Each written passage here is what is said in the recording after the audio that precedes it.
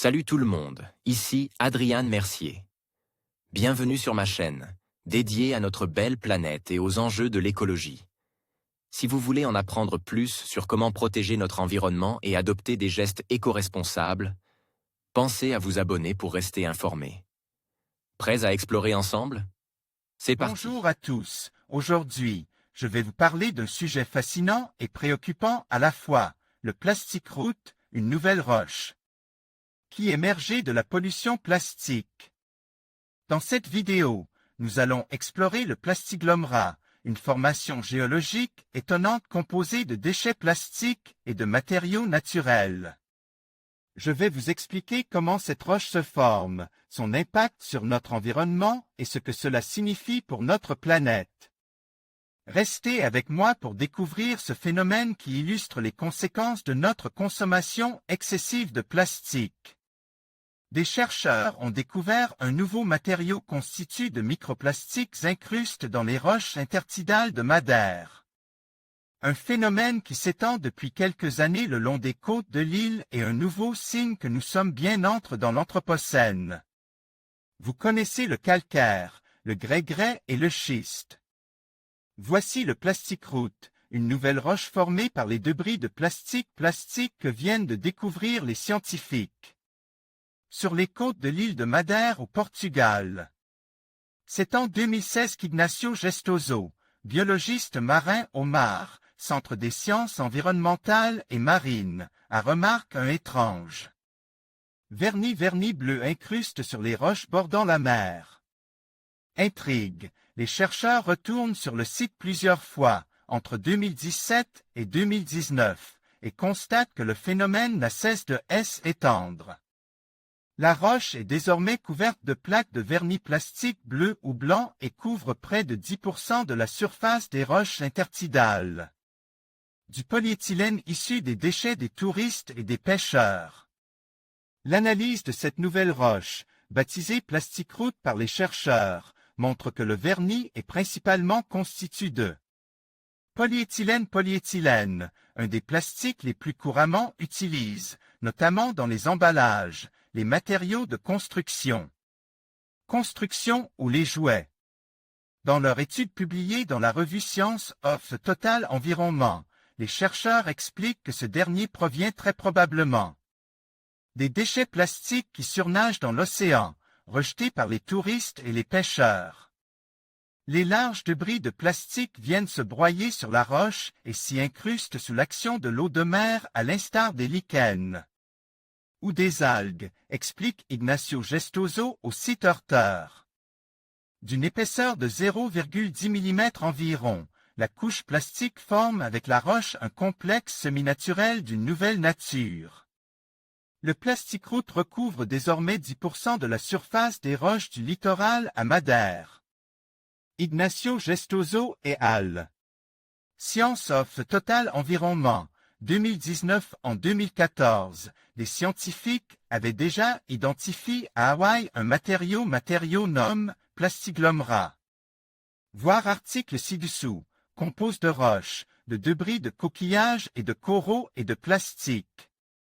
Mais contrairement au plastic route, le plastiglomera se forme sous l'action de la chaleur produite par des incendies accidentels ou par des coulées de lave.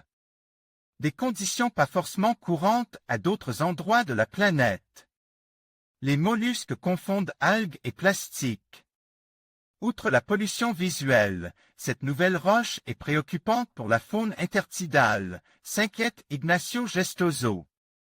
Les escargots de mer, mollusques et bernacles se nourrissent habituellement des algues et diatomées recouvrant la roche. Ces animaux risquent d'ingérer le plastique car ils ne font pas la différence avec les algues, prévient le chercheur. Ils ne feraient alors que s'ajouter à la longue liste des animaux marins déjà affectés par la pollution plastique, larves de poissons, huîtres, tortues, crustacés, oiseaux de mer. Il est malheureusement très probable que le plastic route ne soit pas un phénomène cantonné à Madère. Nous sommes convaincus qu'il sera bientôt rapporté dans d'autres régions du monde, indique Ignacio Gestoso. La masse de déchets plastiques flottant dans les océans ne cesse en effet de grossir. Selon le WWF, elle pourrait même doubler d'ici 2030, et l'on trouve désormais des microplastiques jusqu'aux endroits les plus profonds de l'océan. Le plastiglomera, une nouvelle roche composée de plastique. Article de Andrea Haug. Andrea Haug publie le 8 juin 2014 des fourchettes, des brosses à dents ou simplement des morceaux de plastique. Mélange à de la roche et à d'autres débris naturels. Voilà ce sur quoi sont tombés la géologue Patricia Corcoran de l'Université canadienne de Western Ontario et son équipe, lors d'une expédition scientifique à Hawaï. L'association durable des matières donne naissance à un nouveau type de pierre qui pourrait perdurer au fil des temps géologiques. Surnomme plastiglomera par ses rapporteurs, le matériau semi-naturel se compose d'une agrégation de roches volcaniques, de sable, de débris de coquillages, de coraux et bien sûr, de matière plastique. Ce dernier peut aussi couler dans le roc et y remplir des fissures. Présent en masse dans l'environnement, le déchet industriel fondrait sous l'effet de la chaleur produite par des incendies accidentels ou par des coulées de lave, suppose la chercheuse dans un article publié sur GSA Today. Le phénomène ne se localiserait pas qu'à la grande île de l'archipel, ni même qu'à la surface terrestre. Des échantillons auraient été collectés sur d'autres îles hawaïennes. Pour la géologue, les plastiglomera sont certainement présents sur d'autres littoraux du monde, mais ils n'ont simplement pas encore été repérés. Naturellement déposés sur les fonds marins, ils sont ensuite enfouis dans les sédiments où ils peuvent être conservés au cours du temps. Du plastiglomera in situ, recouvrant du basalte, compose de plastique, de basalte et de fragments de corail, en forme amygdalaire dans du basalte, sous forme de larges fragments, parfois localisent à 15 cm sous la surface de sable. Patricia Corcoran et al. GSA Today. Le plastiglomera pourrait faire office de marqueur de l'Anthropocène. Pour Douglas Gerolmack, géophysicien à l'Université de Pennsylvanie, aux États-Unis, si ces choses peuvent être conservées, elles pourrait bien être un marqueur dans le monde de la période à partir de laquelle les humains en vinrent à dominer le monde et à y abandonner leurs déchets en grande quantité. Certains chercheurs doutent de la conservation fossile du matériau du fait des processus géomorphologiques qui conduisent les roches au centre de la Terre où elles subissent des températures extrêmement élevées. Le plastique contenu dans les agglomérats devrait y fondre et reprendre une forme originelle de pétrole.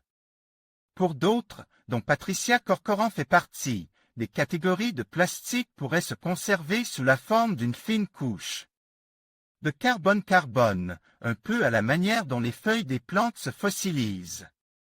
Il se pourrait bien qu'un jour on découvre un fossile de bouteille de plastique aplatie, suppose un paléontologue. Dans tous les cas, la découverte des plastiglomera hawaïens entre en faveur des adeptes, au sein de la communauté scientifique, de l'Anthropocène. Cette nouvelle ère géologique, succédant à Holocène, démarrait à la révolution industrielle du XIXe siècle, marquant le début de l'influence durable de l'homme sur l'environnement et le climat. Avec une production industrielle mondiale totale, des années 1950 à nos jours, estimée à 6 milliards de tonnes et une consommation européenne multipliée par 20 sur cette période, le plastique sous forme de détritus est de nos jours omniprésent sur notre planète. On en trouve ainsi sur Terre, dans les océans sous la forme d'un 7e continent, mais aussi dans les rivières et les lacs. Sa dégradation est un processus lent et sa persistance dans l'environnement est estimée à des centaines de milliers d'années. Cette longévité peut augmenter dans les climats froids, les fonds océaniques et les sédiments. Et récemment, des particules ont été découvertes emprisonnées dans la banquise de l'océan Arctique.